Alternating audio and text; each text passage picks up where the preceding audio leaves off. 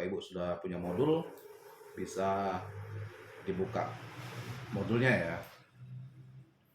Di materi yang ke-7 ini, kita akan sama-sama ya, mencermati materi terkait pengertian etika profesi dan etika profesi begitu ya. Jadi kaitannya dengan materi filsafat hukum dan etika profesi ini, bahwa setiap kita ya dalam melaksanakan aktivitas kita dalam profesi apapun kita ya, sebagai ASN kah itu ya, atau sebagai pegawai swasta kah itu ya, atau sebagai swasta murni kah itu, atau mungkin profesi-profesi sebagai penegak hukum, tentunya kita memiliki etika gitu ya. Etika ini baik itu etika profesi tertentu yang benar-benar tertulis dalam regulasi internal suatu profesi tertentu, maupun etika norma-norma di dalam masyarakat itu sendiri apabila kita berkecimpung dalam dunia swasta. Pun bukan berarti sebagai masyarakat yang berprofesi swasta di swasta murni jadi tidak tahu menahu soal regulasi ya, juga harus paham juga terkait undang-undang berhubungan dengan profesi mereka begitu.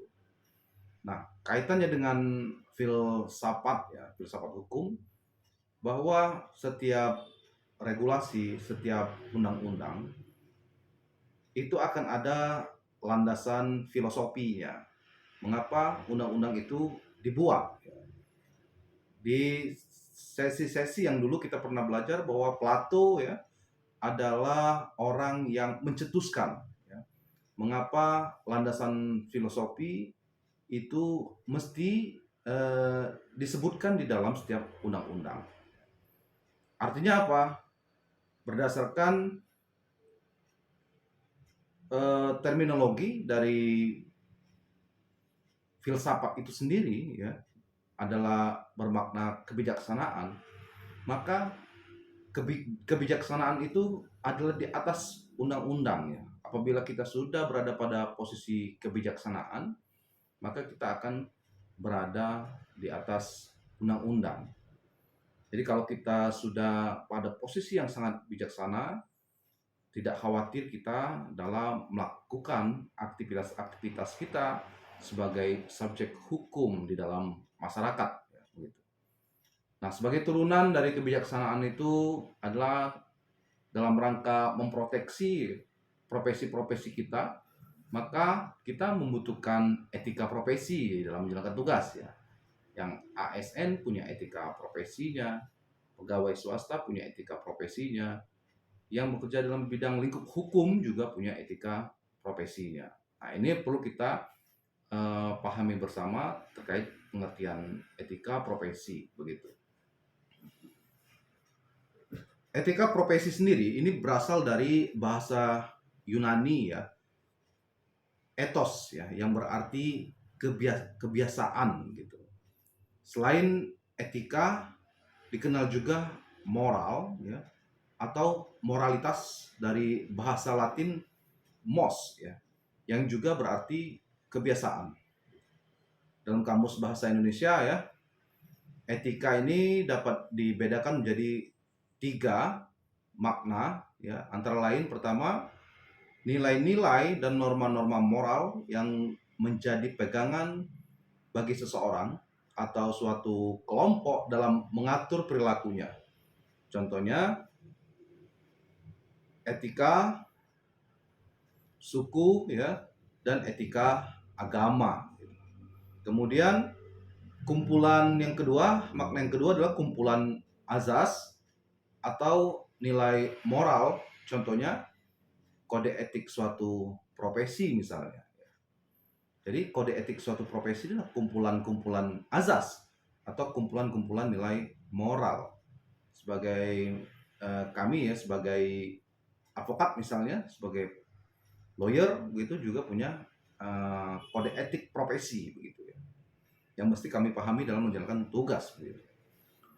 Makna yang ketiga adalah ilmu pengetahuan tentang yang baik dan yang buruk, ya. Sama artinya dengan etika sebagai cabang filsafat, ya. Jadi eh, etika itu bisa dimaknai juga sebagai ilmu pengetahuan tentang baik dan buruk, ya. Nah, kalau kita menarik garis tentang teori filsafat, maka etika ternyata juga cabang dari ilmu filsafat terkait epistemologi, ya. Jadi kita tahu filsafat itu memiliki tiga cabang pemahaman. Yang pertama ontologi, ya, yang kedua epistemologi, yang ketiga adalah aksiologi atau tata nilai gitu. Nah, berikutnya besarnya nilai-nilai yang dirumuskan dalam suatu norma tertulis yang kemudian disebut kode etik, ya.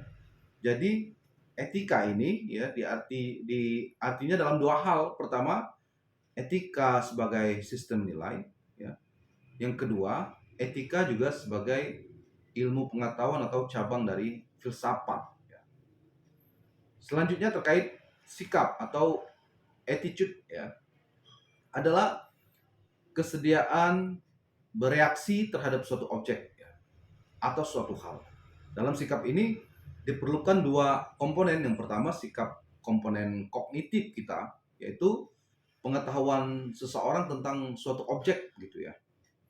Yang kedua komponen afeksi, yaitu hubungan emosi terhadap suatu objek yang dirasakan sebagai sesuatu yang disukai atau sebaliknya, sehingga timbul perasaan positif atau negatif pada suatu objek begitu.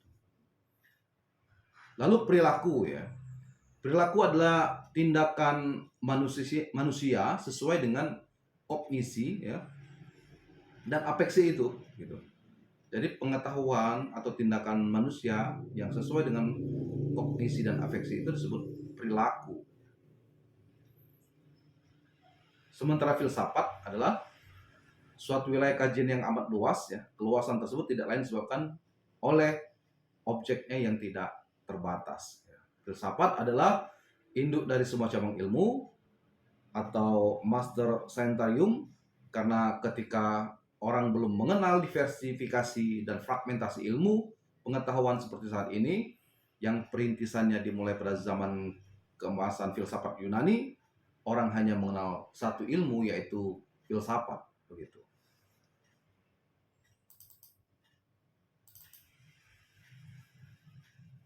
Filsafat sebagaimana digambarkan sebelumnya adalah filsafat dalam arti ilmu.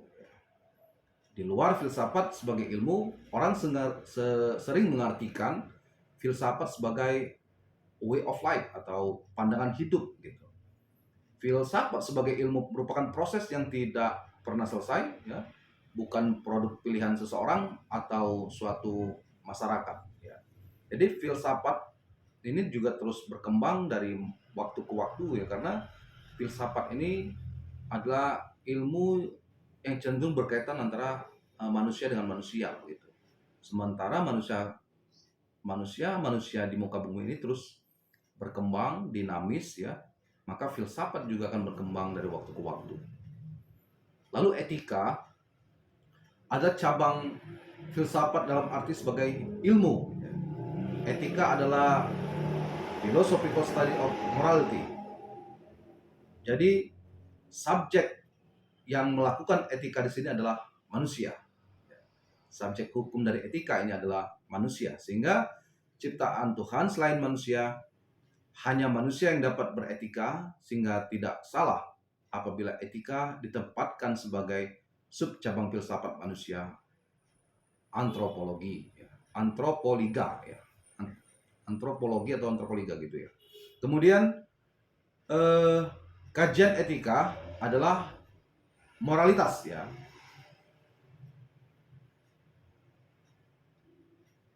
Pengertian moralitas ini agak sedikit berbeda dengan pengertian moral, ya. Fran Magnesuseno mengartikan moral sebagai sesuatu yang menyangkut baik buruk manusia, sehingga manusia serta moralitas sebagai keseluruhan norma dan sikap moral seseorang atau sebuah masyarakat. Nah, sebagai suatu kompleks dari nilai-nilai atau kumpulan moral.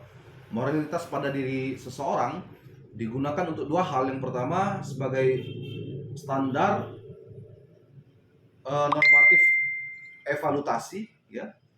Yang kedua sebagai aturan normatif perilaku. Sementara etika sebagai cabang filsafat, ya, pertama-tama dapat dibedakan dalam 3 pendekatan. Pertama adalah etika deskriptif, kemudian etika normatif, ya. Yang ketiga adalah etika metaetika, gitu ya. Kemudian khusus mengenai etika normatif ini dapat dibedakan dalam dua lagi, ada etika umum, ada etika khusus, ya. Lalu etika khusus juga dibedakan lagi ke dalam etika individual dan etika sosial. Mengenai makna-makna dari masing-masing pengertian nanti bisa Bapak dan Ibu baca ya di dalam modul yang ada di Bapak Ibu, ya.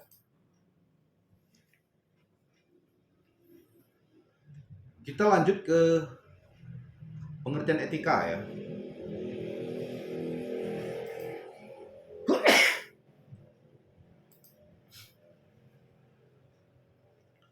Etika ini berasal dari bahasa Yunani kuno, ya. Etikos, yang berarti timbul dari kebiasaan. Etika ini adalah cabang utama dari filsafat yang mempelajari nilai atau kualitas yang menjadi studi mengenai standar dan penilaian moral, ya.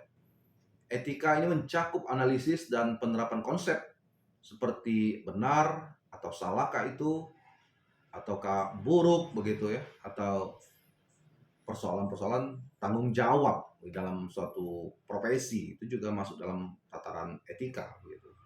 Yang berikut ini merupakan sifat etika. Pertama adalah non empiris, ya.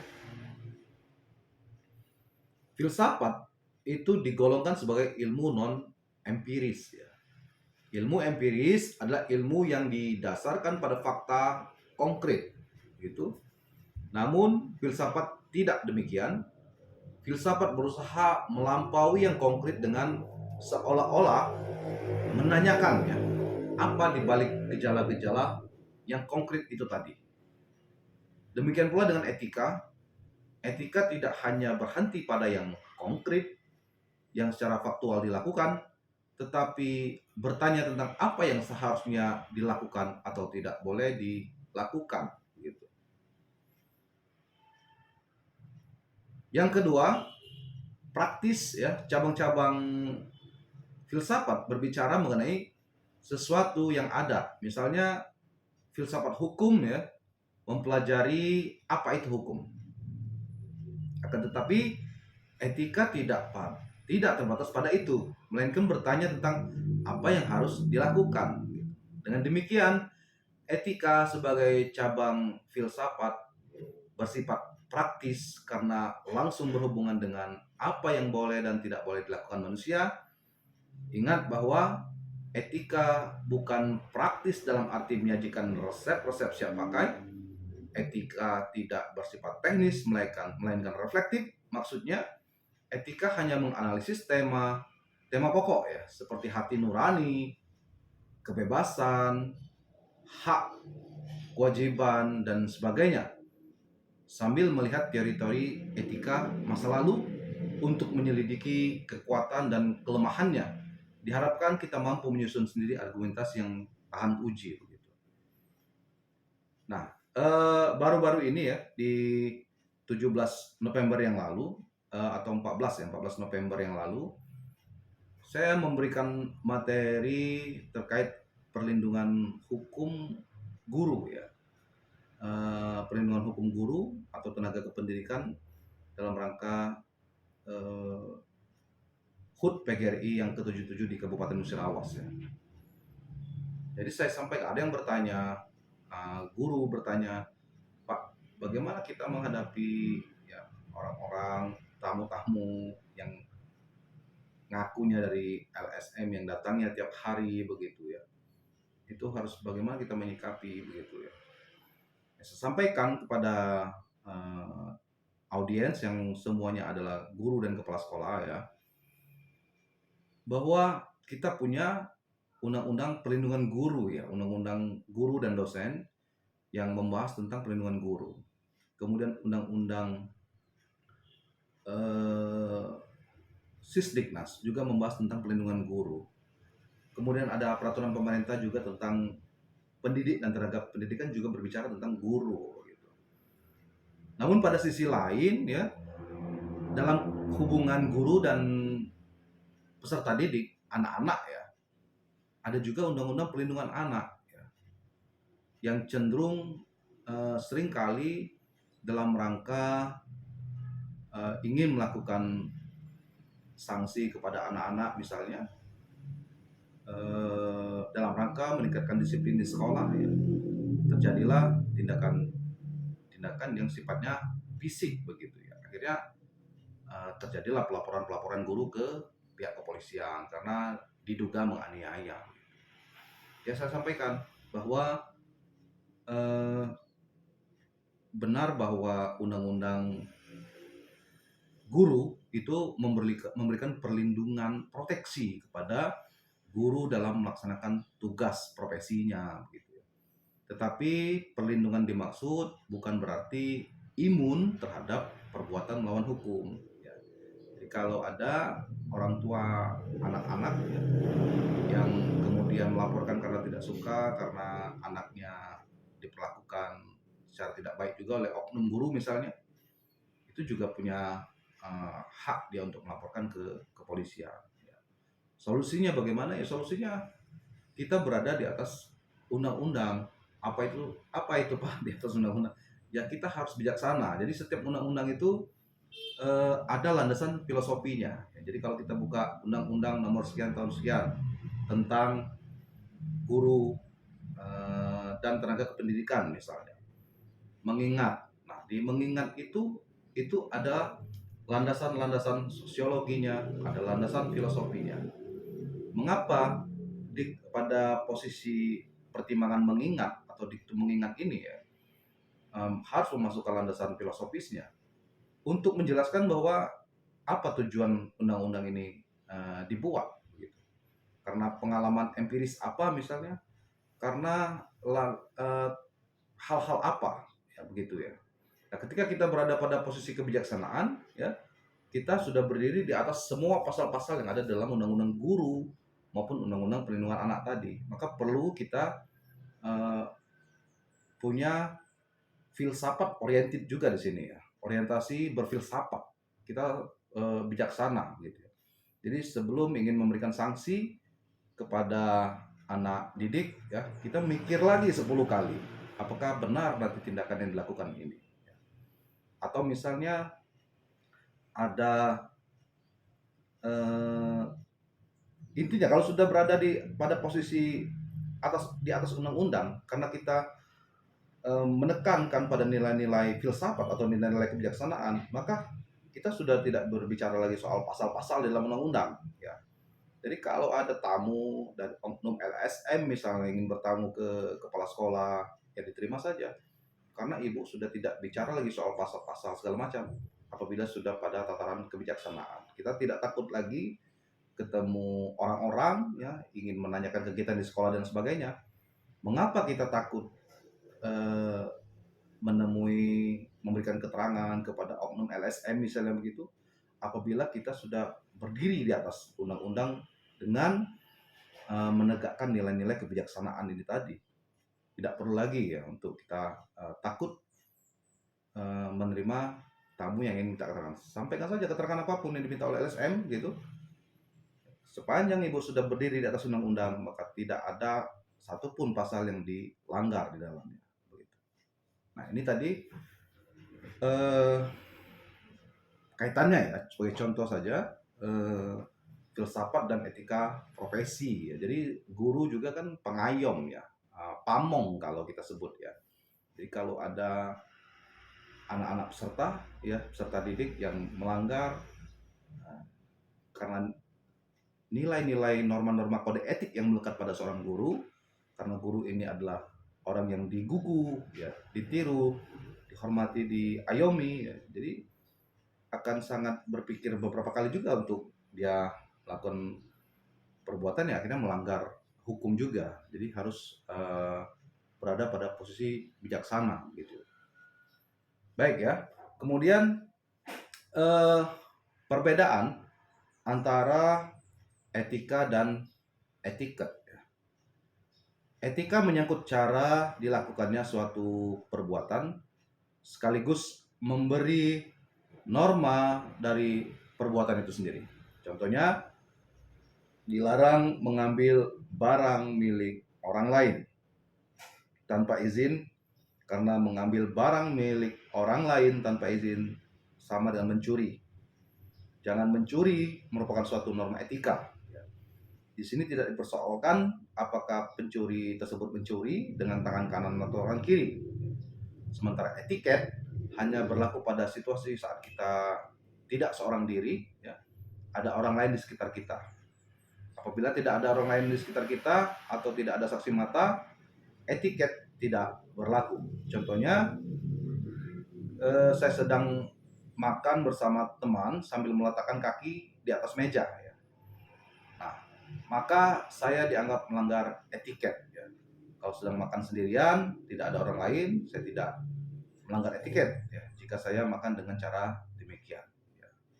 Jadi itu yang dimaksud dengan etiket, ya. Nah, berikutnya kita membahas tentang profesi, ya, pengertian profesi. Profesi ini dapat didefinisikan sebagai suatu pekerjaan yang memerlukan atau menuntut keahlian, ya, expertise, menggunakan teknik-teknik ilmiah serta dedikasi yang tinggi, ya. Keahlian yang diperoleh dari lembaga pendidikan khusus ditujukan untuk itu dengan kurikulum yang dapat dipertanggungjawabkan. Seperti Bapak dan Ibu semua sebagai mahasiswa hukum, ya, yang tentunya nanti akan ada arah ke depan, ya, terlepas apakah hari ini sudah punya profesi tetap misalnya begitu, ya, tentu akan ada nilai atau value yang didapat setelah menjadi sarjana hukum nantinya begitu. Nah, dengan latar belakang sebagai sarjana hukum, ketika sudah bekerja, nah, orang akan mempercayakan kepada kita untuk profesi-profesi yang menuntut keahlian, ya, kritis dalam bidang hukum gitu. Nah, proses ini, ya, dalam rangka menuju ke sana gitu. Jadi dengan Bapak dan Ibu belajar materi-materi hukum yang ada di UT dari semester 1 sampai selesai begitu, itu adalah dalam rangka menuntut keahlian, ya, secara teoritis, ya, belum secara praktis, ya, agar dalam bekerja nanti akan memberikan dedikasi yang tinggi dalam profesi yang Ibu embani begitu ke depan. Seorang yang menekuni suatu profesi disebut profesional, ya. Sedangkan profesional sendiri mempunyai makna yang mengacu pada sebutan orang yang menyandang suatu profesi dan sebutan tentang penampilan seseorang dalam mewujudkan unjuk kerja sesuai dengan profesinya. Adapun ciri-ciri dari profesi, yang pertama, keterampilan yang berdasar pada pengetahuan teoritis, ya. Seorang profesional harus memiliki pengetahuan teoritis, ya, dan keterampilan mengenai bidang teknik yang ditekuni dan bisa diterapkan dalam pelaksanaannya atau prakteknya dalam kehidupan sehari-hari. Kalau nanti Bapak Ibu menjadi seorang penegak hukum, ya, sebagai advokat, ya, sebagai atau hal-hal yang pekerjaan di bidang lain, tapi dalam desk job description-nya sebagai di bidang hukum begitu, Bapak dan Ibu sudah harus memahami, ya, teori-teori dalam bidang hukum ini, ya. Misalnya sebagai ASN nanti tetap ditempatkan dalam bidang pengadaan barang dan jasa, misalnya. Bapak Ibu semua harus paham dengan kontrak hukum begitu, ya. Terus teori-teorinya bisa dipelajari di dalam kita masih duduk di bangku kuliah gitu. Kemudian asosiasi profesional ya merupakan suatu badan organisasi yang biasanya diorganisasikan oleh anggota profesi yang bertujuan meningkatkan status para anggotanya. Seperti saya sebagai advokat ya, kami punya organisasi profesi yang disebut dengan Ikatan Advokat Indonesia atau IKADIN ya. Kami bergabung di dalam wadah yang bernama IKADIN sebagai perkumpulan profesi advokat ya. Kemudian pendidikan yang ekstensi, profesi prestisius biasanya memerlukan pendidikan yang lama dalam jenjang pendidikan tinggi ya. Yang keempat, ujian kompetensi. Sebelum memasuki organisasi profesional, biasanya ada persyaratan untuk lulus dari suatu tes yang menguji, terutama pengetahuan teoritis. Ya. Yang kelima, pelatihan institusional. Selain ujian, biasanya juga dipersyaratkan untuk mengikuti pelatihan institusional calon profesional agar mendapatkan pengalaman praktis sebelum menjadi anggota organisasi. Yang keenam adalah lisensi. Ya. Profesi menetapkan syarat ya pendaftaran dan proses sertifikasi sehingga mereka memiliki lisensi yang dianggap bisa dipercaya. Yang ketujuh, otonomi kerja. Profesional cenderung mengendalikan ya kerja dan pengetahuan teroris mereka agar terhindar dari intervensi luar ya. Kemudian kode etik begitu. Organisasi profesi biasanya memiliki kode etik ya untuk anggotanya dan prosedur pendisiplinan bagi mereka yang melanggar aturan. Seperti kami sebagai advokat juga ya, advokat Indonesia juga punya kode etik begitu ya. Kemudian mengatur diri, organisasi profesi harus bisa mengatur organisasinya sendiri tanpa campur tangan dari pemerintah. Kemudian layanan publik ya dan altruism ya, diperoleh penghasilan dari kerja profesinya dapat dipertahankan selama berkaitan dengan kebutuhan publik ya, seperti layanan dokter ya yang berkontribusi terhadap kesehatan masyarakat. Yang ke-11, status dan imbalan tinggi ya. Profesi yang paling sukses akan meraih status yang tinggi, prestis dan imbalan layak bagi para anggotanya gitu. Selanjutnya setelah pengertian etika, pengertian profesi, kita masuk ke pengertian etika profesi ya. Pengertian etika profesi menurut Kaiser adalah sikap hidup berupa keadilan untuk memberikan pelayanan profesional kepada masyarakat dengan penuh ketertiban, keahlian sebagai pelayan dalam rangka melaksanakan tugas berupa kewajiban terhadap masyarakat.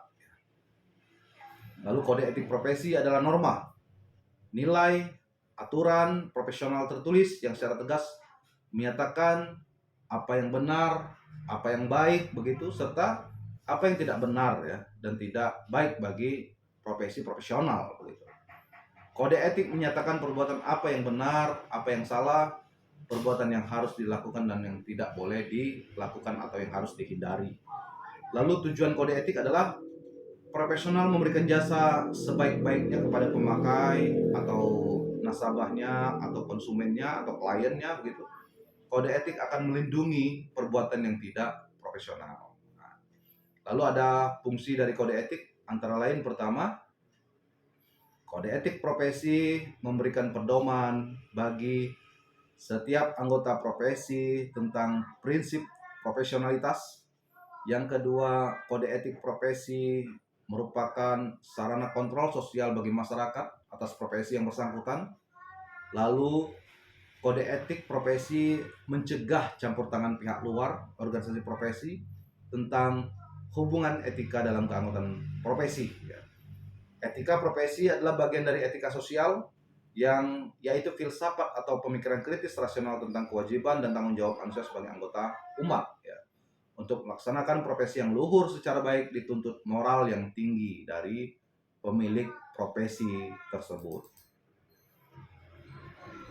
3 fungsi dari kode etik profesi ya. Pertama, kode etik profesi memberikan pedoman bagi setiap anggota profesi tentang prinsip profesionalisme yang digariskan. Yang kedua, kode etik profesi merupakan sarana kontrol sosial, ya. Kode etik profesi mencegah campur tangan pihak luar organisasi profesi, ya. Nah, etika profesi adalah bagian dari etika sosial, ya, yaitu filsafat atau pemikiran kritis rasional tentang kewajiban dan tanggung jawab manusia sebagai anggota umat untuk melaksanakan profesi yang luhur secara baik dan dituntut moral yang tinggi dari pelakunya. Tadi sudah dibicarakan, ya. Kemudian 3 ciri moralitas yang tinggi, ya. Berani berbuat dan bertekad untuk bertindak sesuai dengan ketentuan profesi, sadar akan kewajibannya, memiliki idealisme yang tinggi, begitu.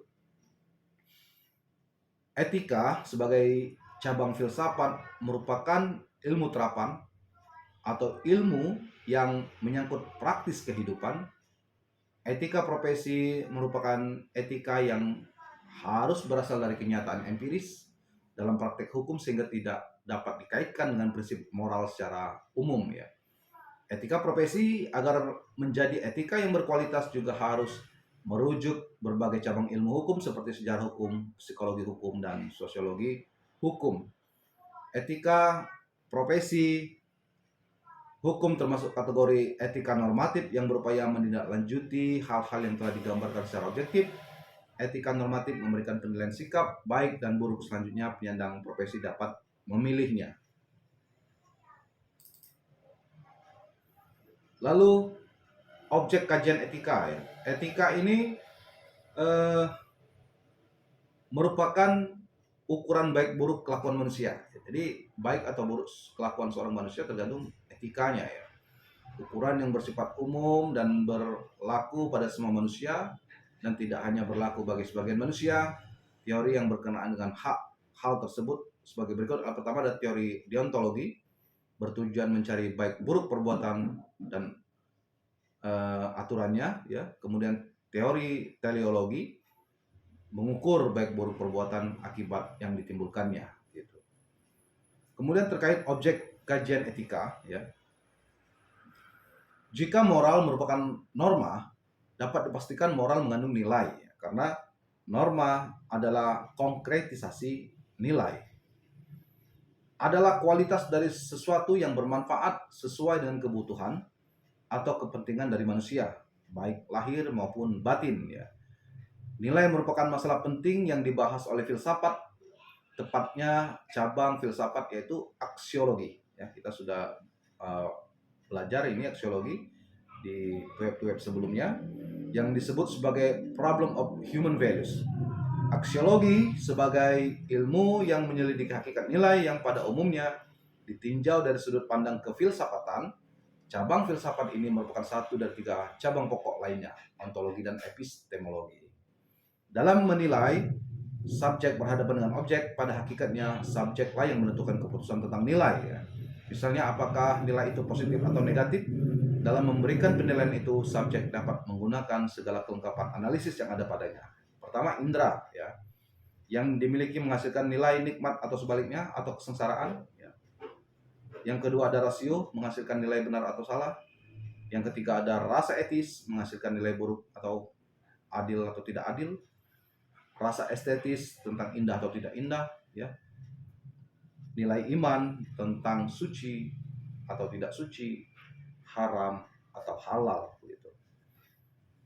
Lois Ketchop membedakan nilai dalam 2 macam, intrinsik dan yaitu nilai dari suatu yang sejak semula sudah bernilai, dan nilai instrumental, nilai dari sesuatu karena dapat dipakai sebagai sarana untuk mencapai tujuan sesuatu.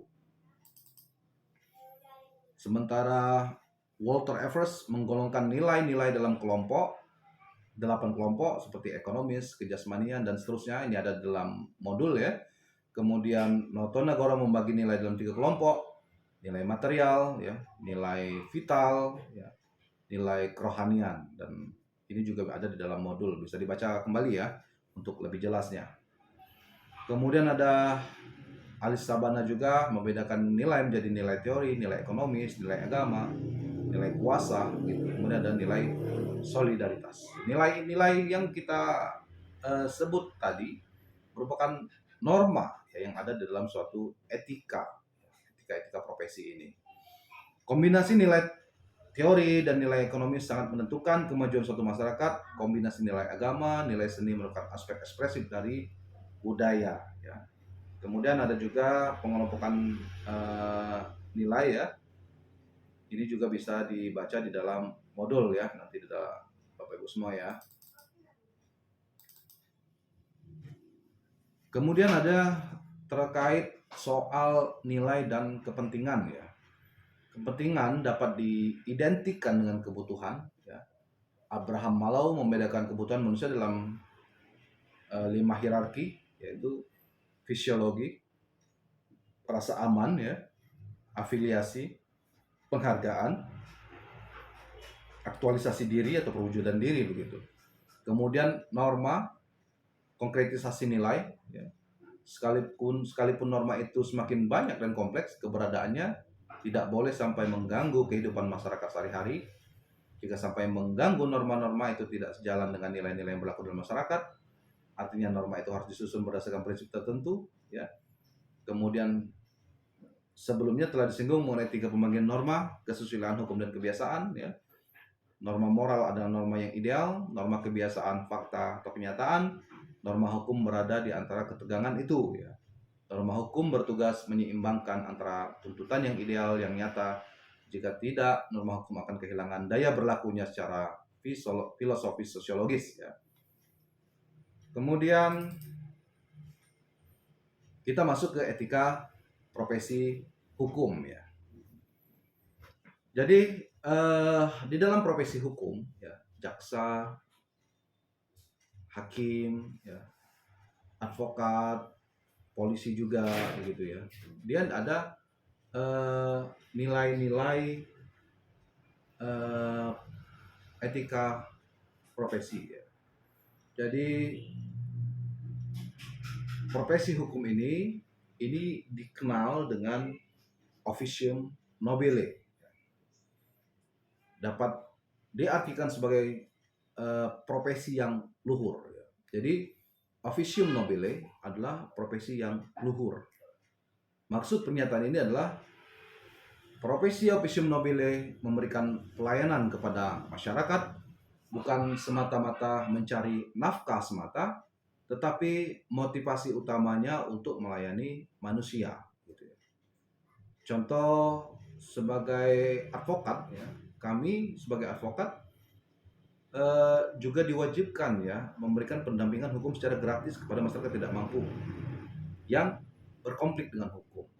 Sementara dia tidak bisa membayar seorang advokat untuk mendapatkan keadilan, maka advokat itu wajib memberikan pendampingan kepada masyarakat tidak mampu tadi.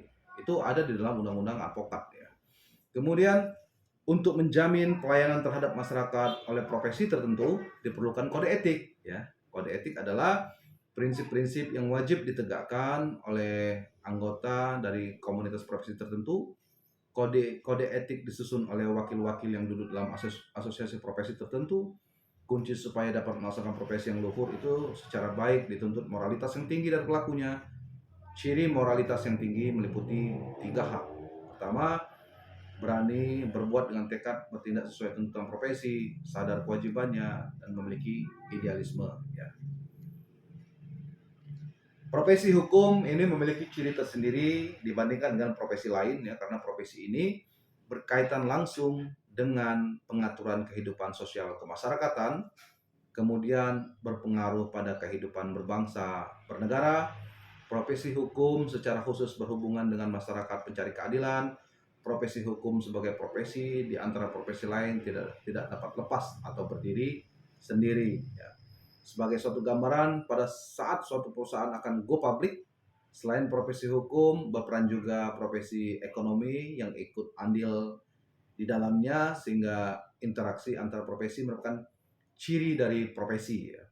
Perkembangan hukum dewasa ini akibat pemikiran filosofi bahwa manusia harus dilindungi sebagai hak hukum yang tertinggi.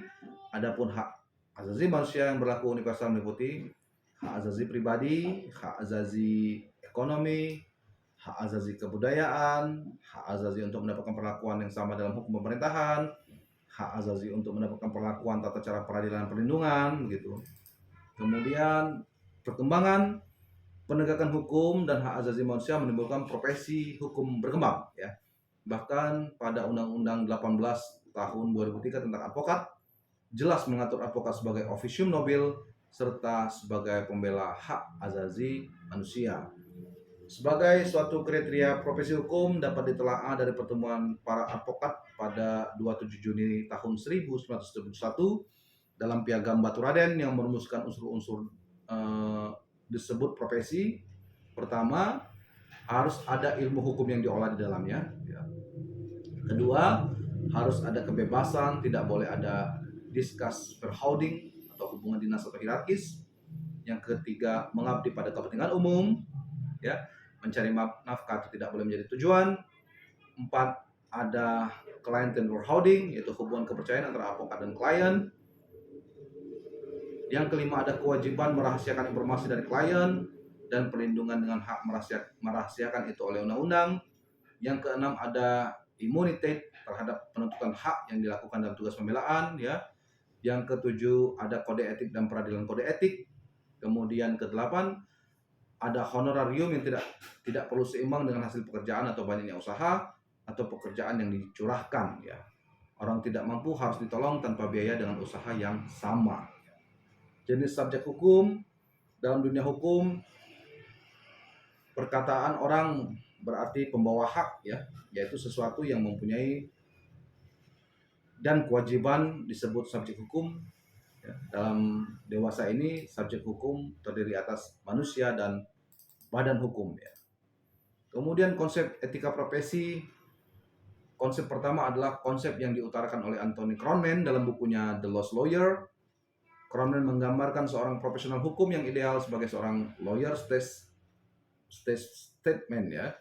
Profesional hukum tersebut harus memiliki 3 elemen. Pertama, kecakapan teknis yuridis, sifat terpuji, kebijaksanaan yang membumi ya.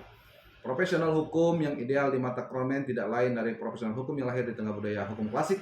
Memang itu yang dimaksudkan Kronman, yaitu nostalgia pada figur Pronimos atau sang bijak Aristoteles ya. Aristoteles ini seorang filsuf juga dari Yunani ya. Dia murid dari Plato.